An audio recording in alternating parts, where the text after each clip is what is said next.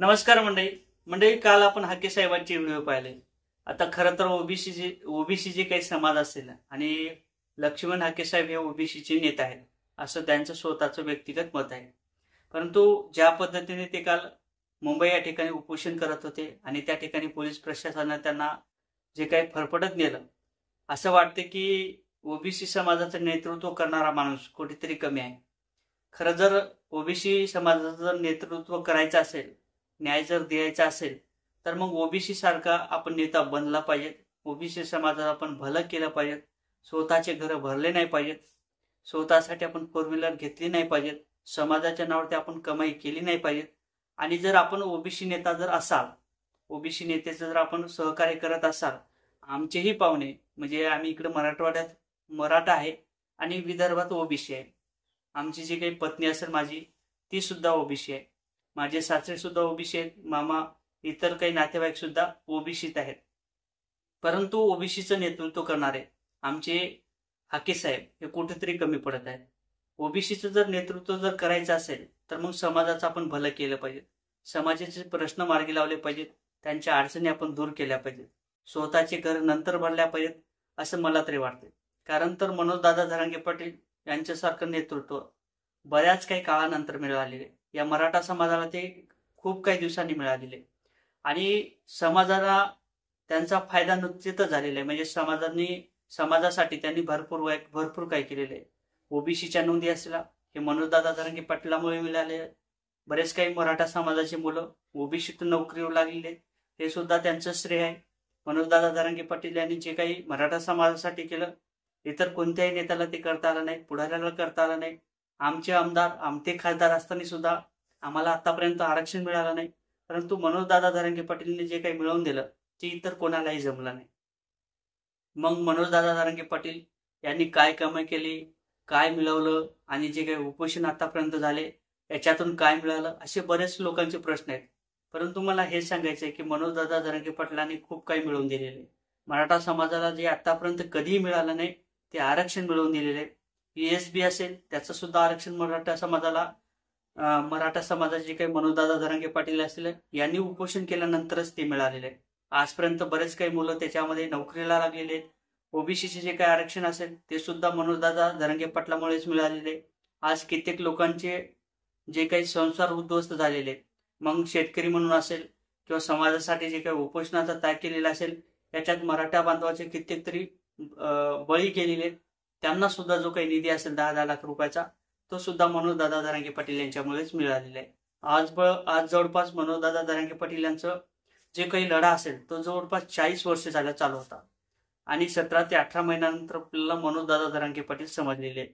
मनोजदादा जरांगे पाटील एखादा जर शब्द टाकतील तर तो समाज टाळत नाही, कोणताही समाज असेल, मग कोणत्याही समाजातील कार्यकर्ता असेल, कोणत्याही समाजातील एखादा पुढारी असेल, एखादा सर्वसामान्य व्यक्ती असेल, मनोजदादा जरांगे पाटील त्या माणसाचा शब्द कधीही टाळत नाही। मनोजदादा एखादा जर त्या ठिकाणी दुःखद निधन झाले त्या ठिकाणी सुद्धा मनोजदादा जरांगे पाटील हे भेटायला जातात। आपण सुद्धा आपले जे काही हाके साहेब आहेत त्यांनी सुद्धा तशा पद्धतीचं नेतृत्व केलं पाहिजे।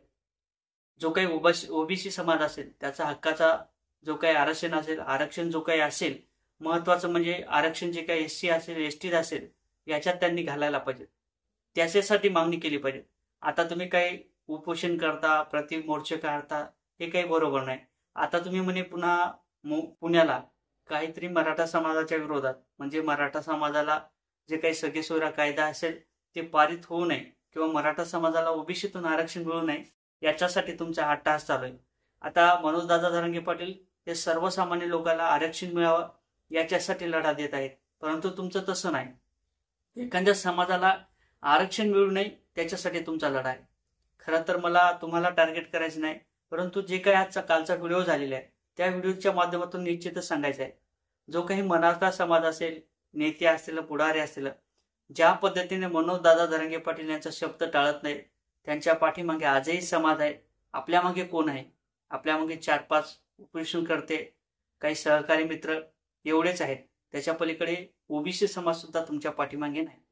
ओबीसीचा जर समाज असेल तर तुम्हाला तो निश्चितच दिसला असता, कारण तर ओबीसी समाजाला सुद्धा कळालेले की तुम्ही नेमकं काय साध्य करत आहात, ओबीसी समाजाच्या नावावर तुम्हाला काय पाहिजे, तुम्हाला वाटते की आम्हाला एखादं मुख्यमंत्री पद मिळालं पाहिजे, एखादं आमदारकीचं पद मिळालं पाहिजे, एखादं खासदारकीचं पद मिळालं पाहिजे.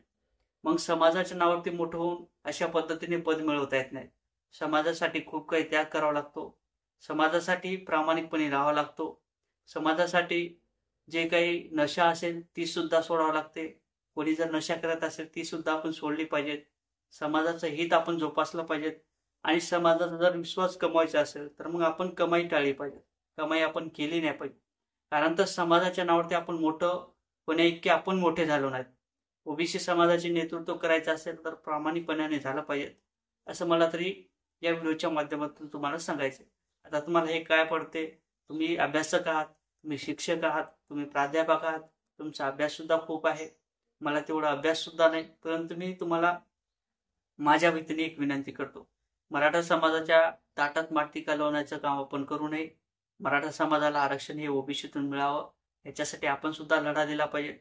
आपल्याला सुद्धा समाज मानेल. आपल्याला सुद्धा जे काही सर्वसामान्य लोक असतील ते सुद्धा आपल्याला डोक्यावर घेतील. निश्चितच मला हेच सांगायचं आहे. आता मनोजदादा जरांगे पाटील यांची आपण जे काही बरोबर असेल ती केली नाही पाहिजेत. कारण तर मराठा समाजाचे आतापर्यंत कित्येक तरी मोर्चे झाले, कित्येक तरी सभा झाल्या आणि कित्येक तरी रास्ता रोको सुद्धा झाले, परंतु कुठेही बोट लागलं नाही. आणि जे काही समाज असेल ते तुम्हाला दिसतच असेल. सर्वसामान्य लोक जे असतील ते स्वतःचे पैसे खर्च करून आंतरवाले असेल, मुंबई असेल आणि मनोजदादा जरांगे पाटील यांनी जिथे जिथे सांगितलं त्या ठिकाणी हजर होतात. आज पंढरपूरला त्यांचा दौरा आहे, त्या ठिकाणी सुद्धा तुम्हाला गर्दी दिसेल. किती समाज त्यांच्या पाठीमागे, कोण कोण त्यांच्या पाठीमागे आणि समाजाचं नेतृत्व करत असताना ते कसे वागतात, जे काही बोलण्याची भाषा असेल, कसं बोलतात. तुम्हाला एखादं प्रत्युत्तर आतापर्यंत दिलं नाही, कारण तर तुम्हाला मोठं करण्याची त्यांची इच्छा नाही. आणि असे लोक कित्येक जरी बोलणारे असतील ते सुद्धा ते टाळतात, कारण तर बोलणं योग्य नाही, तुम्हाला मोठं करण्याची गरज नाही असं सुद्धा वाटतं. आता या व्हिडिओच्या संदर्भात तुम्हाला काय वाटते नक्कीच कमेंटमध्ये सांगा. व्हिडिओ आवडला लाईक आणि शेअर करायला सुद्धा विसरू नका.